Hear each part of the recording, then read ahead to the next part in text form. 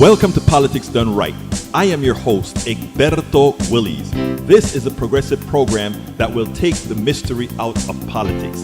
This is the program that will encourage you to make sure government becomes we the people. Whether you are liberal, progressive, conservative, or otherwise, you get to air your point of view. We are an independent media outlet that, unlike mainstream media beholden to corporations, we only owe allegiance to you. Remember, you can also send me a tweet at EGBERTOWILLIES. That is at Egberto Willies. Let us engage. It is Politics Done Right. Well, folks, welcome to one more edition of Politics Done Right. I'm Egberto Willies, your host. Thank you so kindly for being a part of the show. We are going to have a great show for you today. Thank you so kindly for being here. Melanie Keelan says, didn't walk the poor dog. Oh, Melanie. Bridge MCP, welcome aboard. AVQ, welcome aboard. My great folks are here. Brother Paul Fleming Senior is in the house. We also have Rutnan, and let's see who else is out here. Folks, make yourself known. Anyhow, let's get busy. I got a busy show for you today. Let's see. Paul Fleming says, I'm checking in. Bridge MCP says, hey, y'all, and hey, peeps. And Michael Rudnan says, Egberto, hope you're taking care of yourself. Got a few long ones. Feel free to pick one to skip. I am doing well. My blood pressure is slowly coming down from those catastrophic numbers back into reality. And hopefully with my weight loss, I've lost 5 pounds in 1 week. I've also not drank any coffee in over a week. So, I'm trying to do my part. I start back exercising today. I didn't want to exercise with that super high blood pressure because, when you exercise, your blood pressure goes up even more. So, I figured while I get it under control, I stop exercising, and that was for about a week. Probably a week and a half, right? Anyway, you remember when it was. So, I am going to start back today. I hope to start back today if I'm not too busy, but I think I got to make sure and do that, work that into the schedule first. Anyhow, thank you guys for being here. Eric Hayes is in the house. How you doing, brother Eric? All right, let's get busy with Michael Rudnan. New York Daily News, Republican voter fraud. Let me put this stuff a little bit closer because of the screen. All right, New York, Republican voter fraud. Look who's messing with absentee ballots in upstate New York. In charging documents filed September 8th unsealed Tuesday, the U.S. Attorney for the Northern of New York says that after obtaining citizens using the state's absentee ballot application request portal, people who hadn't asked for ballots and had no interest in voting, Schofield falsely certified that he was the person seeking the ballot. That's illegal. In 4 of these cases, they say the feds, after finding out or having falsely certified that he was the person seeking the ballot. That's illegal. I repeated that line. Someone else fill out their ballots. He then get those individuals to sign the outside of their absentee ballot envelopes. Illegal again. Sure, this alleged fraud involved only 8 ballots total and local elections, but a Republican seems to have gotten caught with his hand in the cookie jar. When have you found a Democrat doing that in these recent times? All the voter fraud that we found so far has been Republicans trying to vote several times for their candidates or doing some sort of a murky stuff. Nearly all of the very few cases in persons where voter fraud and absentee ballot voter fraud in the last election cycles were conservatives voting Republican. The number of cases of liberals fraudulently voting Democratic could be counted on your fingers. There's not a single election in modern U.S. history where the outcome was affected by voter fraud. The complaints about voter fraud were a tactic in order to enact voter suppression and try to get the president reelected, thrown back into office.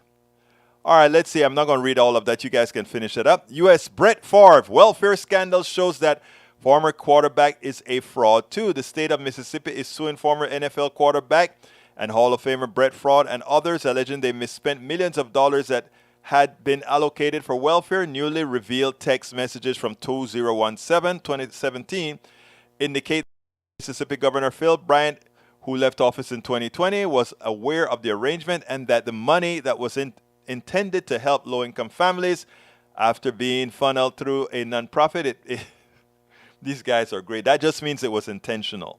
It eventually went to FARF to help build a volleyball facility at the University of Southern Mississippi, the lawsuit alleges. The lawsuit brought in May on behalf of Mississippi Department of Human Services alleges that defendants squandered more than $20 million from the state's temporary assistance for needy families. Anti-poverty text messages entered Monday in the lawsuit show that the governor, Bryant, was involved in the scheme as well. That is a shame. That is a shame. This kind of pisses me off. Money that should have been spent uplifting people in poverty on food, housing, and care was wasted on sports. Common Dreams report how Democrats should respond when Republican candidates yell inflation, inflation, inflation. Despite their noise, Republicans have suggested no solutions for inflation except to tax the poor and jeopardize Social Security and Medicare. The article suggests that Republicans screaming inflation while they blame President Biden and the Democrats. Here's how Democrats should respond. So what are Republicans going to do about inflation? The truth is that Republicans have no actual plan to reduce except to rely on Fed increases in interest. Beside that, all they have is Republican bromides. Okay, let me see what else in that article because I want to run it short. But here's the deal, Michael. I disagree with what I've read so far. You see, Common Dreams is trying to make Americans think. They're trying. We don't have time to make Americans do the right thing and think. Right now, what we're doing here at, let's say, Politics Done Right and other programs like this is to, yes, inform each other on things that need to be informed on, but more, right? It's techniques. And the techniques that I want to talk about is not to go ahead and say, okay, Republicans are calling inflation. What are they doing for inflation? What they're supposed to do, Democrats, is say the cause of inflation is your policies. And if you get back into power, inflation is going to go up again. In other words, you don't be on the defensive. Don't say, what are you going to do? You are trying to hit me about inflation. What are you going to do?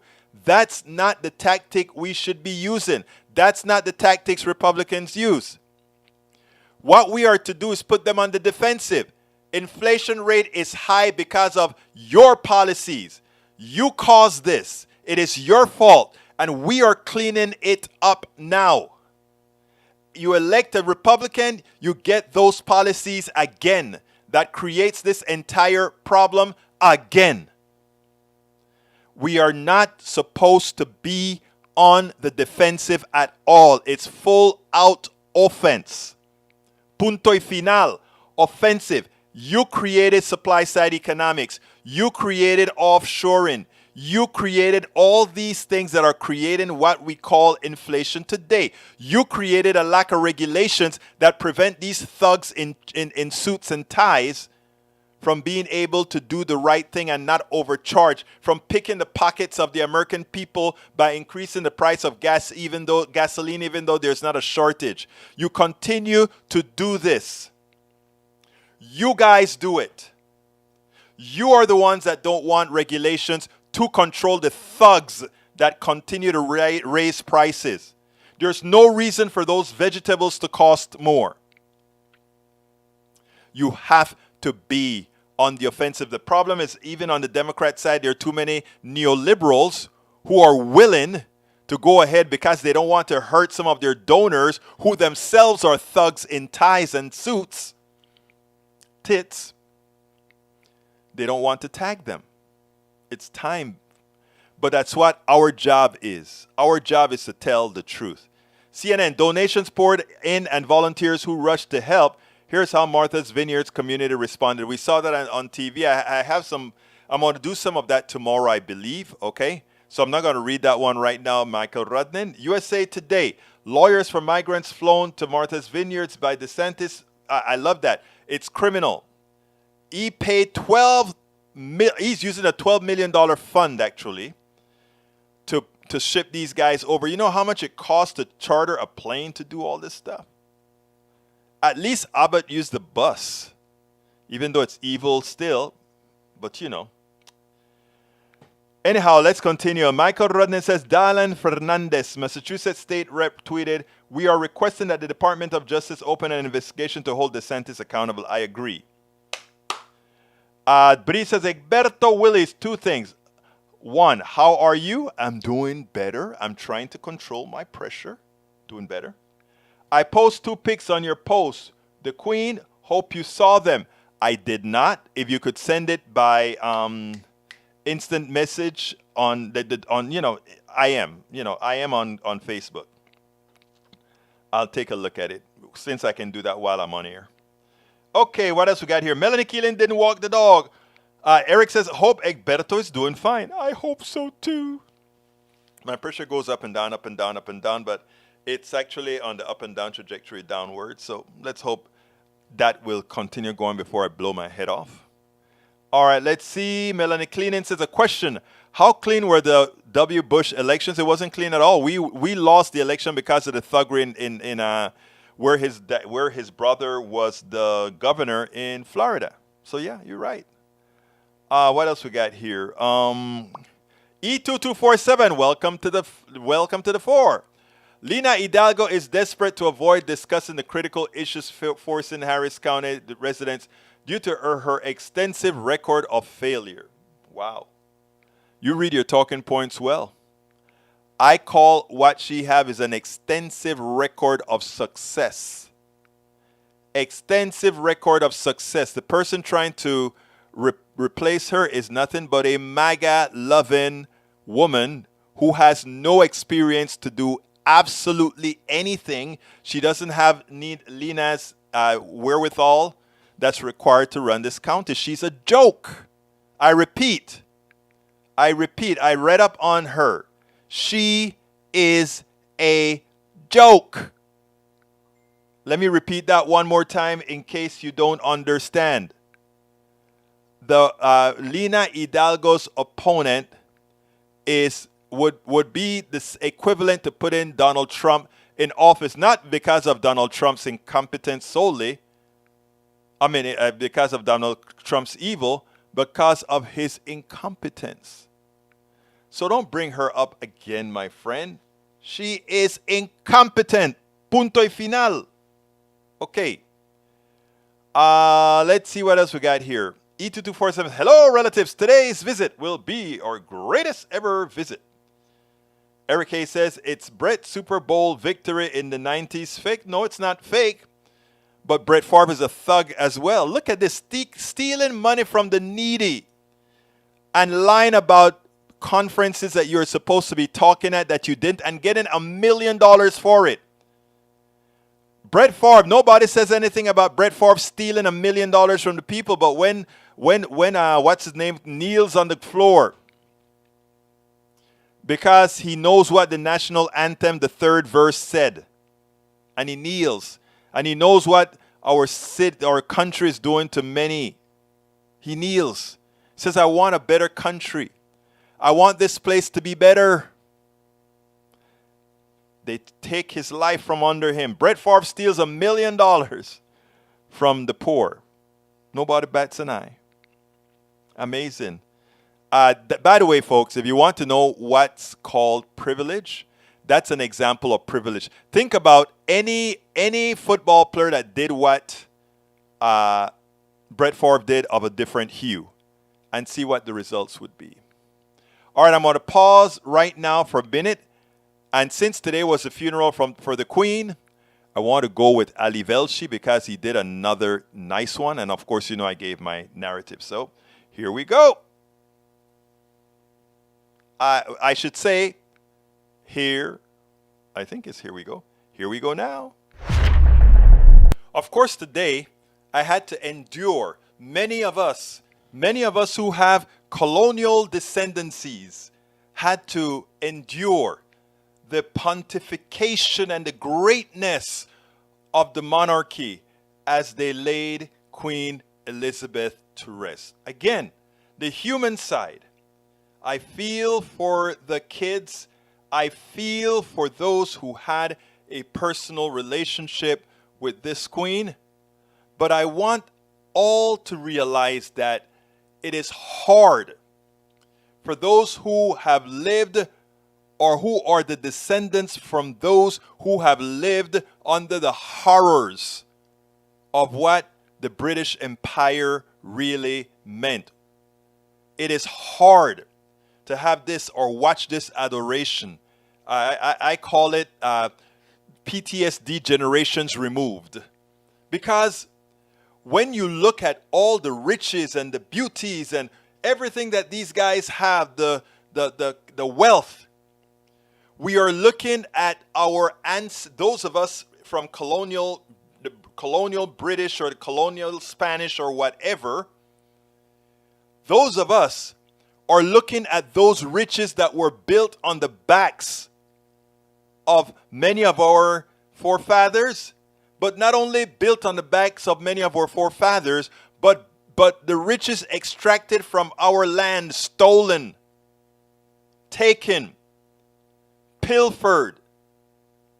And we are supposed to sit back, bite our tongues, and just say, how beautiful. Watch Kate.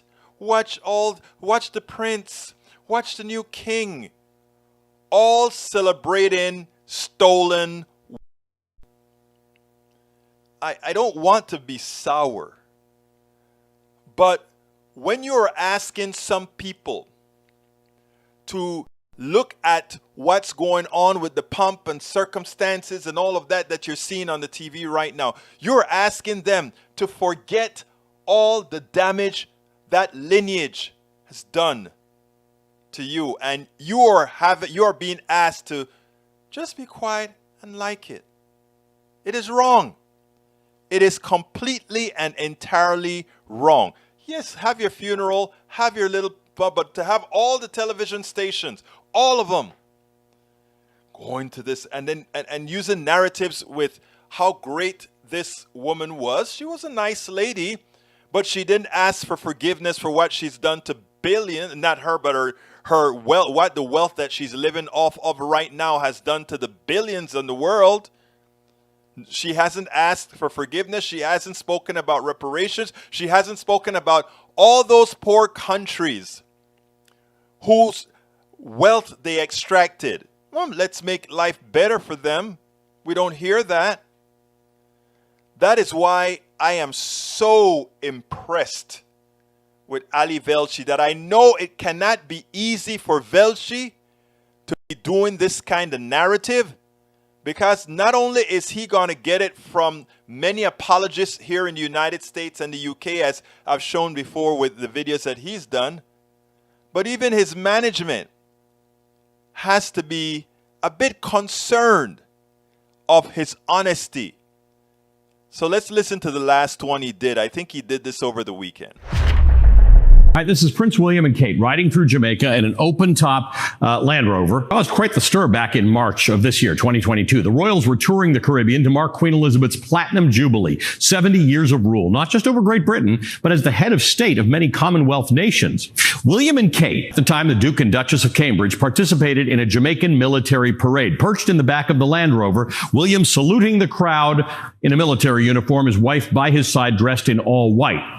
Now, if you put a black and white filter on this, it might be mistaken for this one. Queen Elizabeth II and her late husband, Prince Philip, riding through Jamaica in the same dark green Land Rover in 1953, back when the country was not a member of the British Commonwealth, but in fact was still an actual British colony. The vehicle itself is a relic of a colonial past in the most literal sense, and symbolically, the stark similarities between these two images underscore the lasting legacy of British colonialism. During that March 2022 trip, the Jamaican Prime Minister told Prince William and Kate that Jamaica would be, quote, moving on from the monarchy. Jamaica says it's going to hold a referendum before 2025 to decide if it wants to sever ties with the Crown, which for decades made fortunes off of the Caribbean islands' resources and through the slave trade, which passed through Kingston's port. Since Queen Elizabeth's death, several other Commonwealth realms, all former outposts of the British Empire, are reassessing their relationship with the monarchy. The Commonwealth of Nations is an international organization composed mainly of former British colonies. It rose from the ashes of the British Empire. At its peak in the 19th century, the empire covered a fifth of the world's surface, ruling about a quarter of the world's entire population. 413 million people fell under the British Empire. After many decades of living under the ruthless reign, let's just be clear, the ruthless reign of the British Empire, the colonies grew empowered to throw off the yoke of British imperialism, some quite violently. By the 1920s, most of the British colonies demanded self-government. Some didn't achieve it until late into the 60s and beyond, but the Commonwealth of Nations was created in its stead. They agreed to be equal in status and, quote, united by a common allegiance to the crown. Today, there are 56 Commonwealth nations. Some of them are republics, have their own heads of state, and have recognized the Queen and now King Charles III as the head of the Commonwealth. Of those 56 nations, 15 are considered Commonwealth realms, these 15. In these realms, the British monarch is considered automatically to be the head of state. These realms include Antigua and Barbuda, Australia, the Bahamas, Canada, Grenada, Jamaica, New Zealand, Papua New Guinea, Belize, the Solomon Islands, St. Kitts and Nevis, St. Lucia, St. Vincent and the Grenadines, Tuvalu, and of course, the United Kingdom. Barbados is the most recent realm to have become a republic. This island nation, by the way, Barbados, parted ways with the monarchy last November, removed Queen Elizabeth as its head of state. It remains within the Commonwealth of Nations, but no longer holds realm status. Other realms are now considering following in the footsteps of Barbados, by the way. Australia says it'll hold a referendum on shirking the monarchy no earlier than 2035. New Zealand's prime minister predicts it'll happen in her lifetime. A commission in Belize is poised to consider whether the Central American country should declare itself a republic. Antigua and Barbuda will vote on removing the British monarch as the head of state by 2025. And as I mentioned earlier, Jamaica plans to hold a referendum by 2025. There's something happening here, a reckoning of the past atrocities committed for the enrichment of the royal family and for Great Britain. Despite the fanfare and celebration to which we are all subject at the moment, the pomp and circumstance cannot gloss over the fact that the British Empire was brutal. The Commonwealth was a consolation prize. It was created as a vehicle to preserve Britain's global influence, a modern alternative to British colonialism. It kept the former colonies in the grips of the monarchy, teaching them how to behave, how to self-govern, stripping away elements of national identity. But for the most part, today, the monarch is simply a figurehead and not much more. What the early monarchy left behind is of much more consequence. The legacy of colonization, economic exploitation, violence, racism, bloody wars, and yes, while it is denied even by some who have appeared on this very show, slavery. Some Commonwealth nations are starting to realize they don't have much in common with the British monarchy anymore, and maybe creating some distance is a good thing.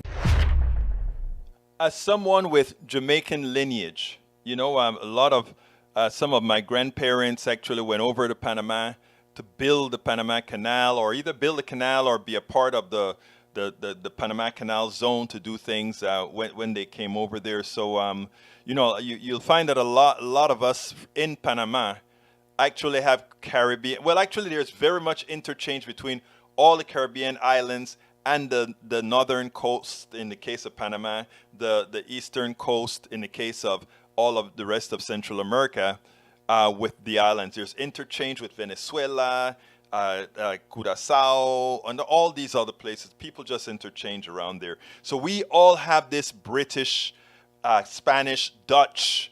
All of these conquerors came in and did massive, massive, massive extraction on this place. And now these monarchs that were in the case of Great Britain, the family that most benefited from the pilfer of the islands, from the pilfer of the islands and the enslavement of people to work on those islands and create the sugar and dig for the gold and the zinc and all and the aluminum and all bauxite and all of that. You know, we are now expected to really think, oh, let's celebrate this monarchy. When you see monarchy, you may see something that you like. When I see monarchy, I see oppressor. When I see monarchy, I see thief.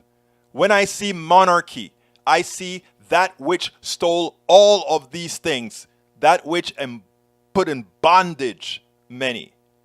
So look, if you are of the type that loves monarchies and enjoy the king and the queen, be well.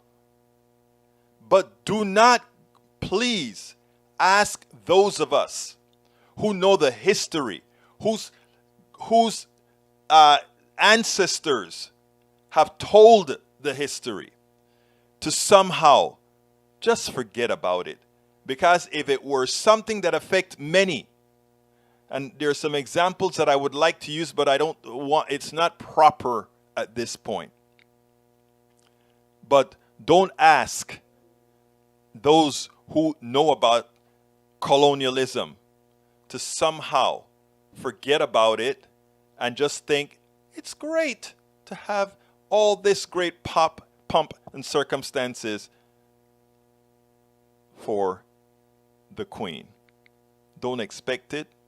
In fact, I tell you, I remember the first time I landed in Jamaica on a cruise, and I saw the Queen's face on the money. I was so not only disappointed, I got irate because I wonder what is taking so long to break those chains. But I digress. Yeah, anyhow, that is exactly how I feel. It is still upsetting. Before we get any further, welcome aboard, Carl Cox. Welcome aboard, Robert Davenport. How you doing, my brother? Roberto Luis, mi hermano de Panamá. ¿Cómo estás? E2247, welcome aboard. Let's see what else we got here. Bruce Ballard, how is my brother doing? Hey, Bruce, I don't know how you feel, but give me a call when you get a chance. I'm going to be heading down to KPFT, helping out, wiring all that good stuff, and for the studio. And actually, I'm building some crossover RJ45s right now. Let me know if you have any interest in driving out there with me. I'll come pick you up, and we'll head out there to KPFT. And Norman Reynolds, if you're listening and don't have anything to do, I'll let you know when I'm going so that you can meet me out there. We are rewiring the studio and putting all kinds of stuff together. Yesterday, on Saturday, we were lifting the racks up where we're putting all the electronics and all that kind of stuff. It has to be ready by Saturday. And Politics Done Right starts live on Monday, the 26th.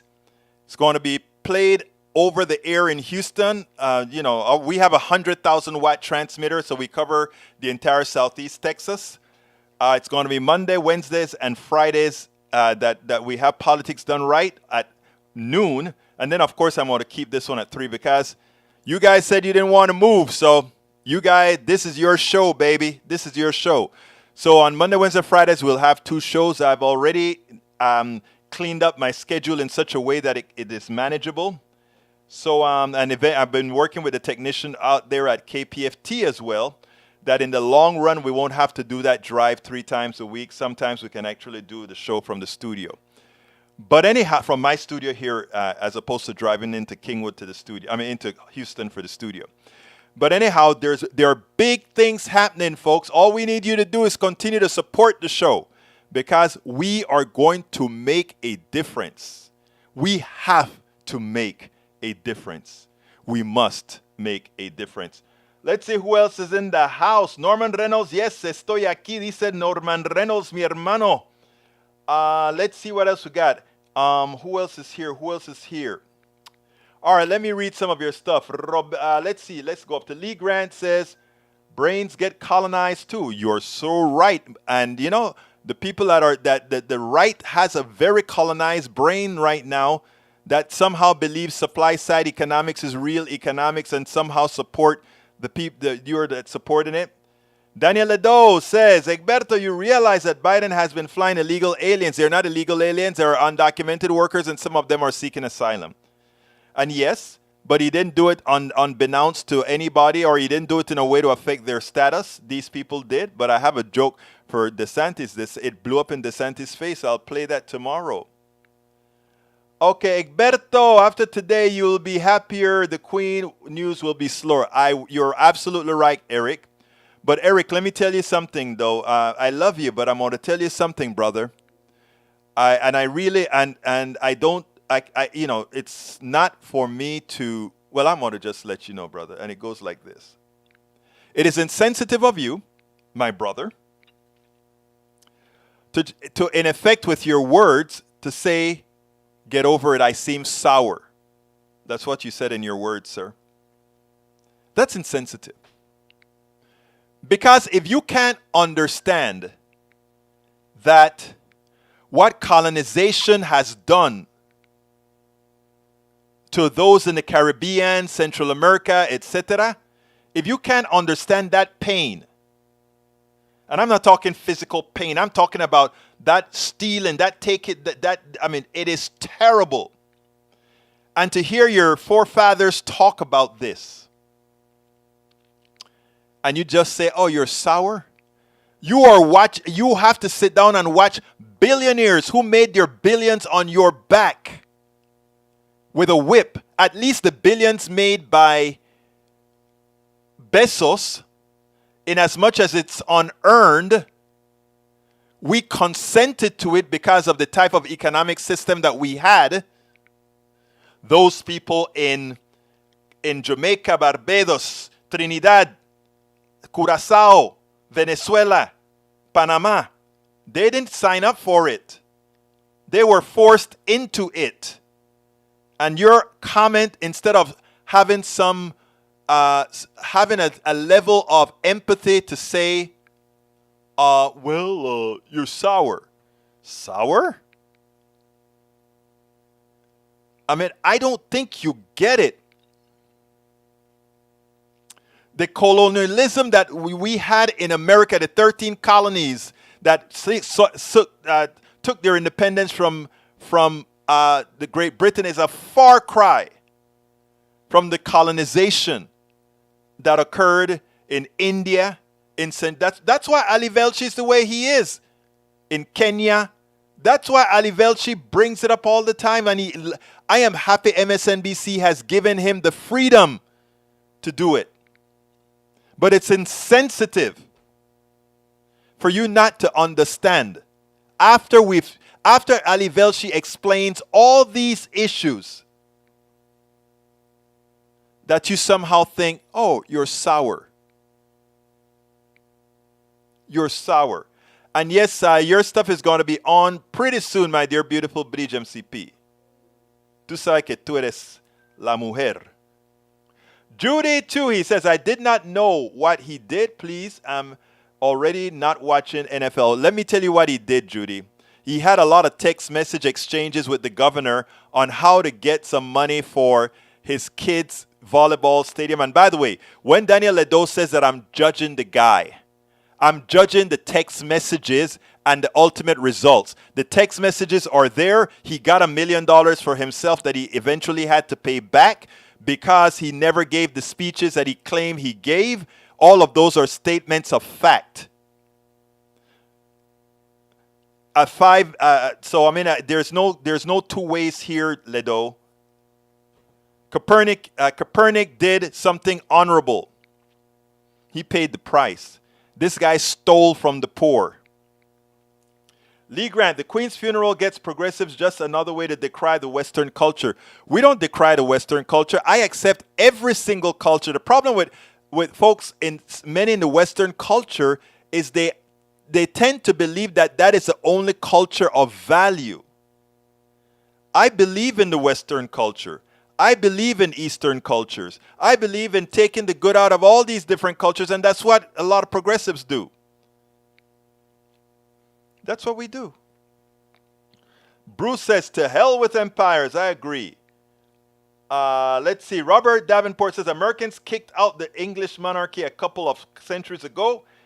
At least the intelligent Americans did. Davenport, be nice. All right, most of those places are neutral. It's the big guys that start wars. Exactly. Carl Cox, I agree with you. I think I responded to you when you sent me an email today. Let's see what else we got here. Empty Wheel says there will be some timeline clashes this week in the Trump stolen document case, and of which could spiral into constitutional crisis. Oh my God. We'll see. Okay. He hasn't paid it back yet. He still owes the interest on the stolen money, Eric. And even if he paid it back, think about if one of the other players of a particular hue had done that, it would be on TV 24/7. They continue to try to minimize what this means. Okay, we will go by Egberto's judgment on Favre. No need for a trail. Do you even listen to yourself? I'm not. No need for a trial? No, actually, the truth of the matter is there will be a trial to see how much jail time you should get, right? I'm kidding, of course. He'll probably never go to trial. Robert Davenport says he took funds meant for the poor. He has not paid back the interest demanded on the funds he got illegally. Favre is a white-collar criminal, a criminal that should be punished. And you know, white-collar criminals cost us a hell of a lot more than the petty thief. But, you know, we don't like to admit that, right? Because it's white-collar crime. Hey, our good buddy, El Señor Rodnin, wants me to put this on the screen. So here we go. Get up, Copernicus. Men died for your right to stand. Actually, and then Soldiers responds, actually, we died for his right to sit or stand. That's what people need to do. People need to learn the truth. And then from Bridge MCP, multi-billion-dollar monarch change. The death of Queen Elizabeth II could cost the UK up to $6.9 billion. This includes Charles' coronation and her funeral, which will be paid by taxpayers. Passport and coins will need to be changed, another costly measure that could take decades. British royals have an estimated $28 billion fortune, and the King Charles alone inherited $500 million from the Queen without paying inheritance taxes. And you know, he inherited the money the lineage stole from my forefathers. Think about that. I've got to watch the British people pay for that, and for him to inherit that which my folk worked for. Amazing, isn't it? And according to Brother Eric Hayes, I am sour about it. But look at the things they get sour about, huh? Anyhow, I won't be sour much longer. All right, and another one from our beautiful Bridge MCP. We will not blame him for the crimes of his ancestors if he relinquishes the royal rights of his ancestors, but as long as he claims their rights by virtue of descent, then by virtue of descent, he must shoulder the responsibility for their crimes. Connolly on the British King. My God, I love that bridge. I love that bridge. That is a top-notch post. Oh, wow, it's getting late. Okay, I got another good one for you guys. This one is about President Biden and the workers. You know, he signed the bill, or rather, they have a tentative contract. But I have some issues with it. Check this out, and then we'll take it on the other side. Kudos for the Biden's team for getting that agreement between the unions and the rail corporations, you know. I mean, but I want to say one thing that was very disconcerting.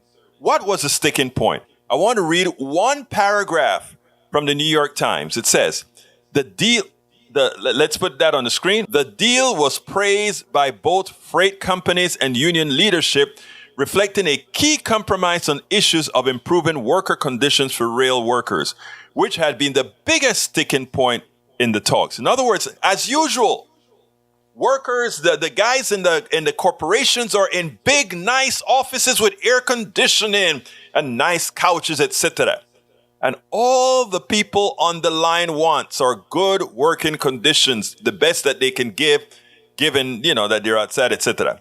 Unions want the right to attend medical appointments without penalty, among other measures meant to ease the burdens of rigorous scheduling. Still, in a win for the companies, workers will have to take unpaid leave to attend those appointments.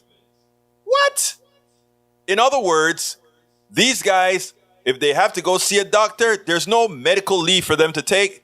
They have to take it without pay. Well, what the company compromised on is that, okay, we will give them one extra day off that they can go to the doctor. What? Don't you want healthy employees making sure that your products are moved around the country correctly? And that's the way what we're talking about. Well, they got also a 24% increase over 5 years. That amortizes down to a little over 4% right? And I think they get a cash upfront payment or some kind of payment upfront of $11,000. But I mean, what the degradation in American pay, the degradation in how Americans are supported over the workers are supported over the decades, and this is what we're talking about. Anyway, listen to President Biden, and then we'll take it on the other side. Win for America, and for both, in my view. I want to thank the lead negotiators from the labor movement, the Brotherhood of Locomotive Engineers, the trainmen, International Association of Sheet Metal and Air and Rail and Transportation Workers Union, and the other labor unions engaged.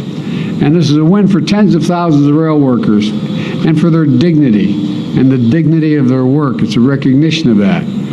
During these early, dark, uncertain days of the pandemic, they showed up so every American could keep going. They worked tirelessly through the pandemic to ensure that families and communities got the deliveries they needed during these difficult few years. And because of the labor agreement, those rail workers will get better pay, a 24% wage increase over the next 5 years, improved working conditions, peace of mind around their health care by capping the cost that workers will have to pay. And it's about the right to go to a doctor or stay healthy, to make sure you're able to have the care you can afford. It's all part of this agreement. They earned and deserve these benefits. And this is a great deal for both sides, in my view. The agreement is also a victory for railway companies. And I want to thank the lead negotiators from the National Railway Labor Conference and our major rail companies. These companies also played a critical role in keeping America moving during the pandemic, and that's not hyperbole, it's a fact. With this agreement, railroad companies will be able to retain and recruit workers. They'll be able to continue to operate effectively as a vital piece of our economy. They're really the backbone of the economy. I have this visual image of rails being the backbone. I mean, literally, the backbone of the economy. So I thank the unions and the rail companies for negotiating in good faith. They've been up for 20 straight hours through that negotiation and for sticking with it, especially over the last few days. In fact, the negotiators here today, I don't think they've been to bed yet, so I don't want to keep this very long, and they're having to stand besides. Together, we reached an agreement, you reached an agreement that will keep our critical rail system working and avoid disruptions of our economy. And I'm grateful for the members of the administration who worked tirelessly on both sides to help get this done. I especially want to thank Labor Secretary Marty Walsh, a card-carrying union member and the first union labor secretary in decades, for his tireless round-the-clock work.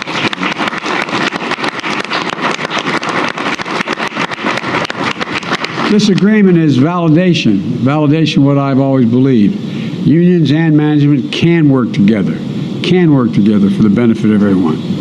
They're traveling now, a number of them up, but I want to thank Secretary of Transportation Pete Buttigieg and Agriculture Secretary Tom Vilsack, who were deeply involved, along with, I want to thank Deputy Labor Secretary Julie Sue, Director of the National Economic Council Brian Deese, and the Deputy National Director of Labor Celeste Drake for this commitment and hard work. To the American people, this agreement can avert a significant damage that any shutdown would have brought. Our nation's rail system is the backbone of our supply chain. Everything you rely on, and it's hard to realize this, from everything from clean water to food to gas to everyday, liquefied natural gas, to everything, every good that you need seems to end up on a rail getting delivered to where it needs to go. With unemployment still near record lows and signs of progress in lowering costs, this agreement allows us to continue to rebuild a better America with an economy that truly works for working people and their families. Today is a win, and I mean it sincerely, a win for America. So I want to thank you all for getting this done, both business and labor. Thank you, thank you, thank you. So yes, it's a victory for the president because we didn't shut down the entire economy because a corporation didn't want to give good working conditions, didn't want to allow its workers to get to to get medical care. So the not allowing their workers to get medical care didn't shut down the system. Wow, how great. I mean, a great win for the president, but even as they praise each side, it just shows you what corporations are all about. Very little about humanity. The guys up top are in their air-conditioned, great offices. They can go see doctors on great healthcare plans. What's there for the other folks again? Folks, we have to start understanding why we have to take the power that we already have. It's more of us than them. Absolutely. So more of us than them. More of us than them. Welcome aboard. I saw May Wood. Welcome aboard, Lee Grant. What else we got here? I think Nanette Bird Smith. How you doing, my beautiful Nanette? Maywood is in the house. Welcome aboard to Brother Maywood. Let's see what else. Beto has spoken in the past about taking down fences. I agree. I mean, the truth of the matter is we don't have a fence with Canada, do we? We don't have a fence, but we have one to the south. The truth of the matter is if the economic systems in those countries that we pilfered were doing fine, you won't have no mass migration. The mass migration comes from people who have the wherewithal to do it, and most don't. Most don't. But, anyhow, Bridge, there's a piece that you wrote that I want to read because it was prescient. You said, how would you like it if you woke up and 1/3 of the U.S. was ruled by another country? You cannot speak your language, use the country's money. You are now a citizen of another country. For over 100 years, what would you do? Fight back. Exactly. Well, hell, that's what the U.S. did, right? Think about it. And Beto was never, you notice how they cut that strip about Beto says about defund the police? You should listen to the next section. But, what can I say? Gullible. The Republicans make ads for the gullible. So that's what happens there. Okay, let's see. Say what you want about Biden. He isn't a narcissist, inhumane, authoritarian. Absolutely not. Anyhow, folks, let's see what time it is. Let me go. Oh, my God. It's late. Let me do my ask real quick.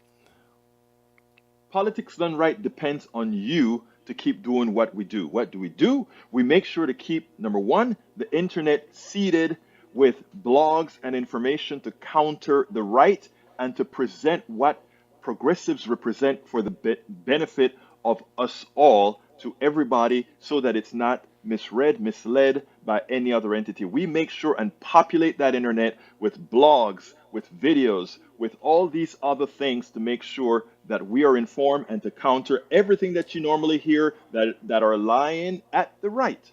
We also make sure to create articles in magazines, articles in newspapers all around the country to ensure, again, that our message gets out there. Last but not least, we also write books. As you see it, Class Warfare, the only resort to right-wing doom, How to Make America Utopia, are two of the many books that I've written on these issues. So please support us in one of many ways. Numero uno, you can support us at PayPal, either one time or monthly. Go to politicsdoneright.com/PayPal.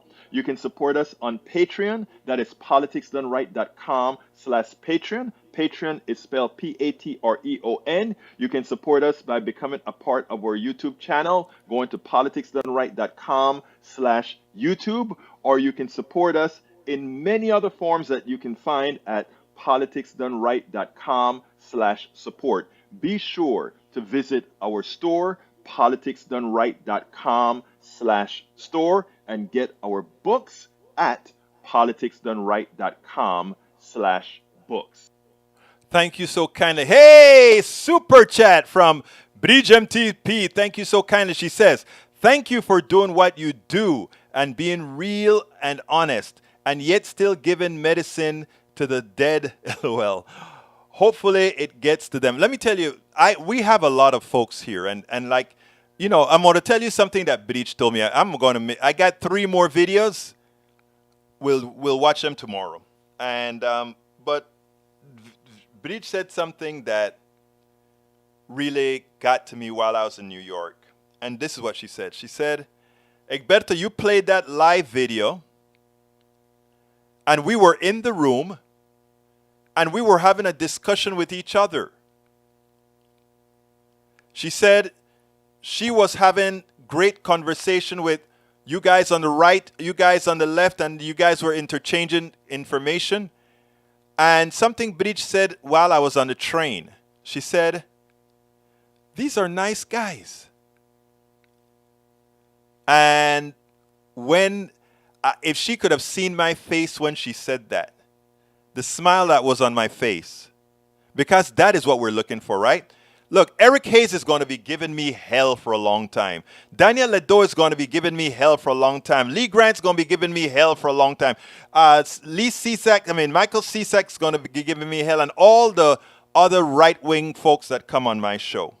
But they're here every day. I consider them family. I honestly consider them, that's our PDR posse family. Okay? And if we are talking to each other, right? We don't have to agree.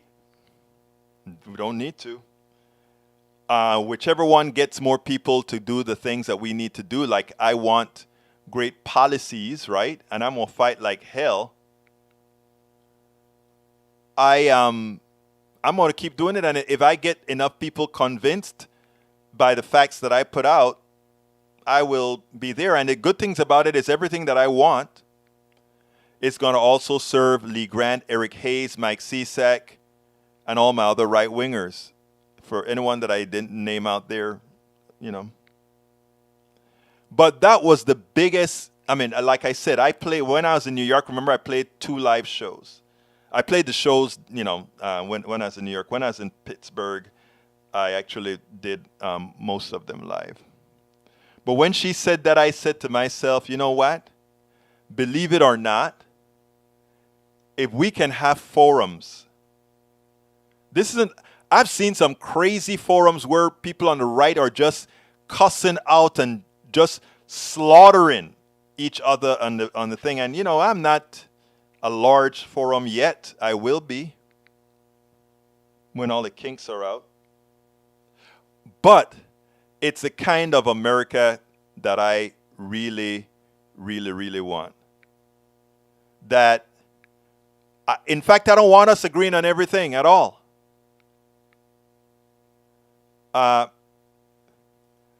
Well, Michael, I hear you, right? But let me tell you something that I learned with my old age. I think I'm a bit older than you, Michael. Am I? I think so. What? Semi-fascists are people too. You see what I tell you? That's what Lee Grant put out there. Semi-fascists are people too. Anyway, so what I understand what you think, Michael, that, you know, we're talking over each other or whatever. The good thing about it is the following, Michael. Even when I talk to somebody and I disagree with them and I go home or I go somewhere else, I am thinking about what that person said, right? And sometimes what that person said at the time that I was against it because of my understanding, I reevaluate what I'm saying. And sometimes I come back and say, I see your point. I want to give you a great example. A few days ago, or maybe a week or two ago, Daniel Ledo said something. He said, I'm trying to remember exactly what it was. He said, if I didn't think it was difficult, when we're talking about the work that the Queen did, you know, whether it was hard work or whatever. And he brought up the point that she was a prisoner. And I shoot him off real quickly first. And then I got a chance to rethink a few things, and I'm like, you know, you got a point there. I'm not going to talk about the riches and all of that, but you got a point. I still would want to be her because, yes, she is a prisoner. You see? We get a chance to hear other people's perspective, and even if it doesn't absolutely change ours, it expands our framing.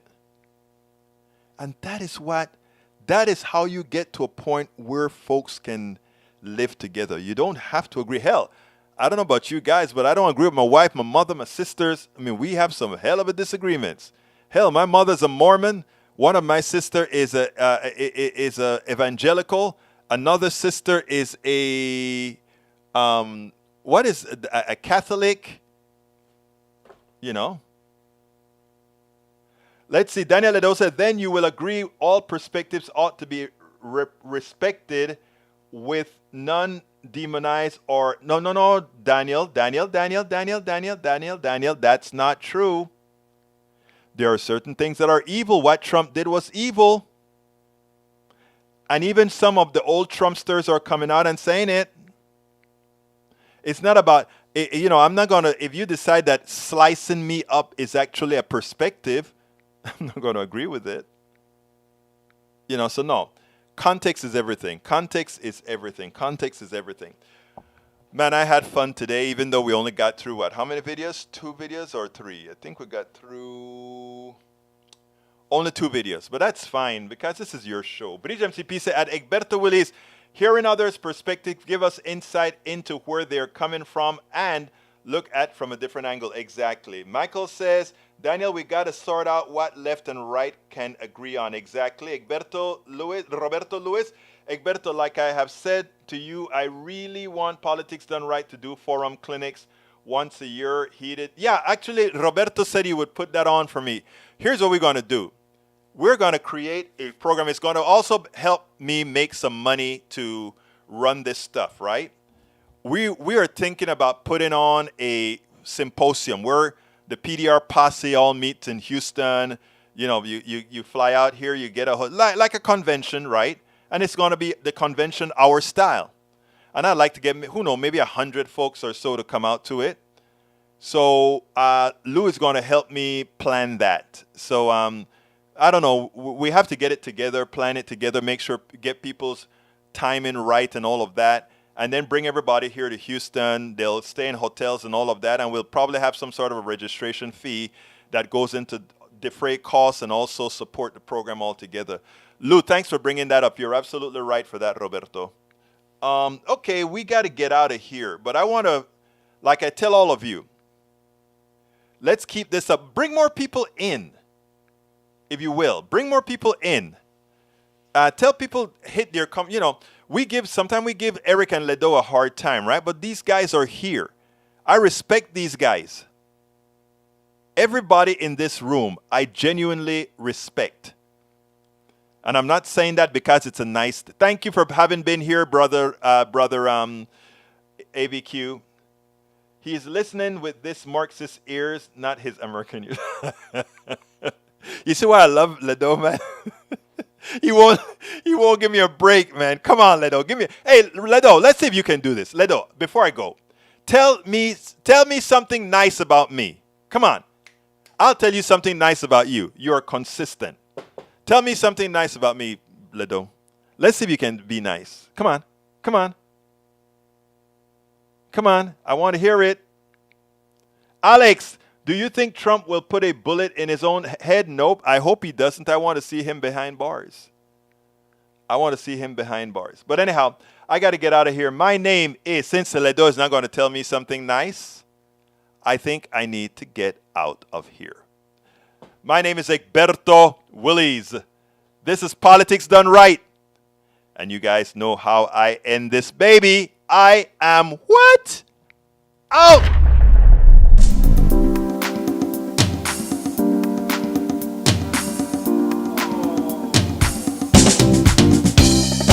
Welcome to Politics Done Right. I am your host, Egberto Willis. This is a progressive program that will take the mystery out of politics. This is the program that will encourage you to make sure government becomes we the people. Whether you are liberal, progressive, conservative, or otherwise, you get to air your point of view. We are an independent media outlet that, unlike mainstream media beholden to corporations, we only owe allegiance to you. Remember, you can also send me a tweet at EG BERTOWILLIES. That is at Egberto Willies. Let us engage. It is politics done right.